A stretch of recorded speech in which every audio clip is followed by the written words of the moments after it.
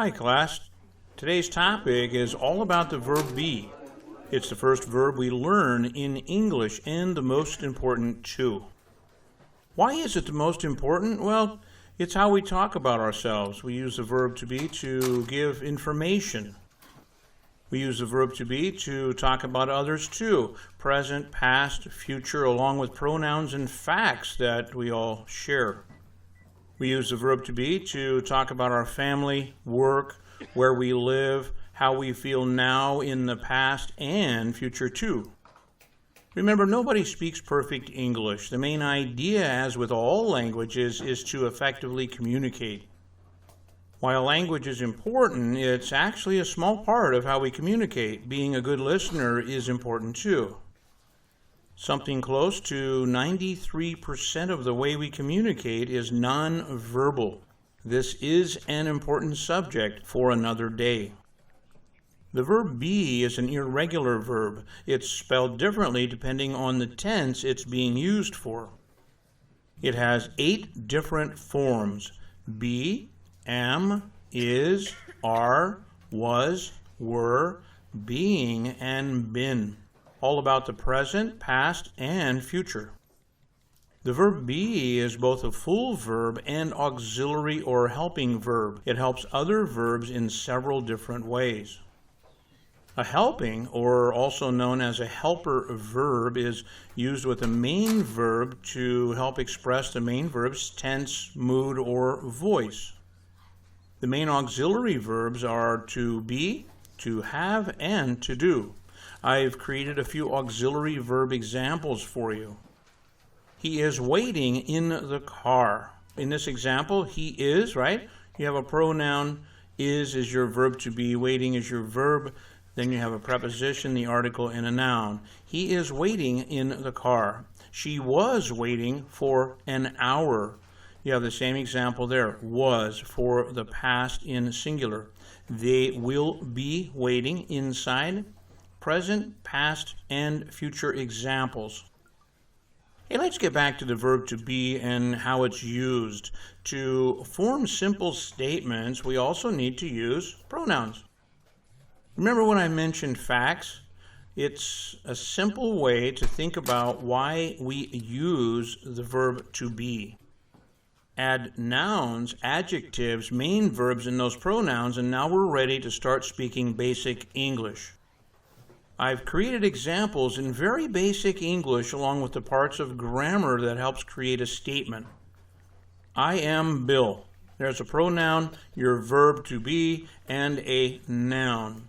I am 37 years old. Pronoun with be, noun, noun, and an adjective. I'm Bill. Here is short form or a contraction. You've got your pronoun, your verb, am, yes, I am, I'm Bill. My name's Bill. There's 2 different ways to say your name, of course. I'm Bill or my name's Bill. I am not Bill. Pronoun with a verb to be, an adverb, and a noun. My name is not Bill. Again, 2 different ways to say or make that statement with the pronoun, noun, the verb to be, adverb, and a noun. I'm not Bill. This is a contraction, adverb, and noun. My name isn't Bill, or my name's not Bill. In this example, you have your pronoun, noun, contraction, and a noun. What is your name? Here's an example with the pronoun, the verb to be, another pronoun, and noun. What's your name? This is the contraction with a pronoun and a noun. We often speak with contractions in English because it sounds better and it's not so direct or forceful. In general, contractions are used in spoken English while full form should be used in formal written English. In formal written English, we most of the time do not use contractions. Positive and negative statements are usually the easiest to learn. Forming questions is always a challenge. What is your name? How old are you? What is your favorite color? Where are you from? These are all very basic, simple questions in English. Are you in school? Are you married? Are you happy? Are you hot? Again, these are all very basic, simple questions in English with the verb be. Here are some is confirmation questions. Is your name Bill? Is your age 15? Is your favorite color blue? We might use these questions because we think we know the answer.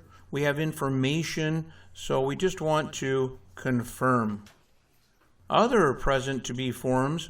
I'm early. I am. You are early. He is early. We are early. You are early, and they are early. These are all without contractions, of course, in the verb to be.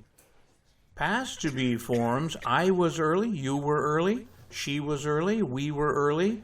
You were early, and they were early. The present participle is being. He is being very generous now. Sometimes we use be with ing. I'll talk about that a little bit more in a second. We do use some stative verbs in the continuous. The past participle is been. We have been ready for an hour. That is present perfect. Present simple contractions. I'm home, you're home, he's home, we're home, you're home, and they're home. Here is be made negative with not. I'm not early, you aren't early, he isn't early, she isn't early, we aren't early, and they aren't early. Some forms of be also have contracted negative forms. Some of these forms emphasize the negative. Here are a few examples. You're not early. He's not early. We're not early. They're not early. So the opposite of you're not early is you aren't early. Hey, you aren't early, are you? Or you're not early. You see how more forceful that sounds, more direct. The main reason for using the verb be as an auxiliary verb is to form continuous tenses. Here are some examples. I am watching TV now. I was watching TV last night. I will be watching TV tonight. I've been watching TV all day. Hey, let me do that with the contraction now. I'm watching TV now. I was watching TV last night. Now you'll notice that first example is contracted, but in the past I can't do that.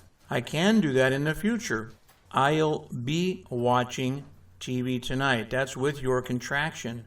And here is present perfect continuous. I've been watching TV all day.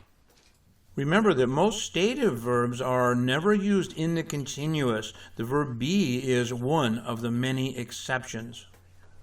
Bobby is being silly again. Here's another example of the verb be with ing. Stanley is being clever now. Billy is being smart. I am being honest with you. I'm being honest with you. These are all great examples with the verb to be and how we might describe somebody or talk about how they, let's say, feel or how they're acting now. There are more ways to use the verb to be. I hope my examples and pronunciation will help you speak great English. That's it for this lesson. Please do your homework, stay safe, see you next time. Class dismissed.